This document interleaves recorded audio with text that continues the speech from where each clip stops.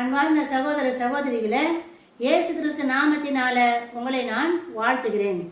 இப்போ நம்ம வெளிப்படுத்தின விசேஷம் 22வது அதிகாரத்துல போறோம். அதாவது புதிய வானமும் புதிய பூமியும் உண்டாயிருக்குது, இதோ நான் சகலத்தையும் புதிதாக்குகிறேன் அப்படின்னு வசனத்துல நம்ம கடந்த வீடியோல பார்த்தோம். இப்போ அப்படி பரிசுத்தவான்களாகிய அந்த எருசலேம் நகரம் என்கின்ற நகரம் பரலோகத்தை விட்டு இந்த பூமிக்கு இறங்கி வந்துடுச்சு. அப்போ வந்துட்ட பிறகு அந்த எருசலேம் நகரம் எப்படி இருக்கும், அந்த மக்கள் வசிக்கிற இடம் எப்படி இருக்கும் அப்படின்னு விவரிக்கப்பட்டிருக்குதுங்க 22வது அதிகாரத்துல. 21வது அதிகாரத்திலையும் சொல்லப்பட்டிருக்குது. முக்கியமாக இதில் 22வது அதிகாரத்தில் நம்மளுக்கு தெளிவாக கொடுக்கப்பட்டிருக்குதுங்க. அதாவது நம்ம வசனத்தை முதல்ல வாசித்துடுவோம்.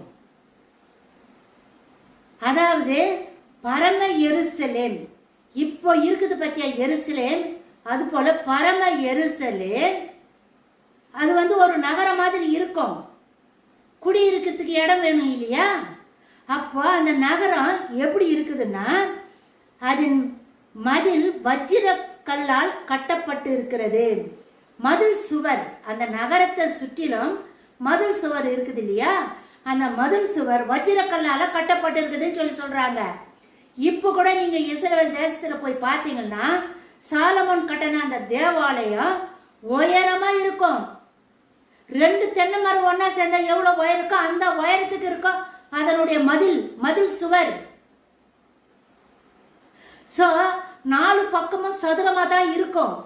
ஒரு பக்கத்துக்கும் 3 வாசல் இருக்கும். முன்னாங்க 12 வாசல் இருக்கும்.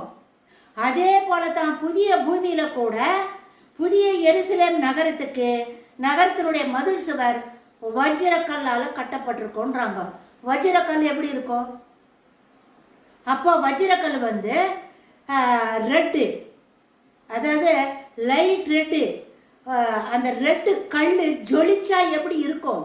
ஜொலிக்கும் இல்லை? உயரமெல்லாம் எப்படி ஜொலிக்குது அது போல இருக்கும் அந்த வஜ்ரக்கல். ஸோ அந்த கல்லால கட்டப்பட்டு இருக்குதான் மதில் சுவர்.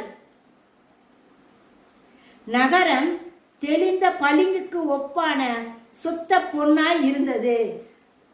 நகரம் பொன்னால கட்டப்பட்டிருக்குது. நகரம்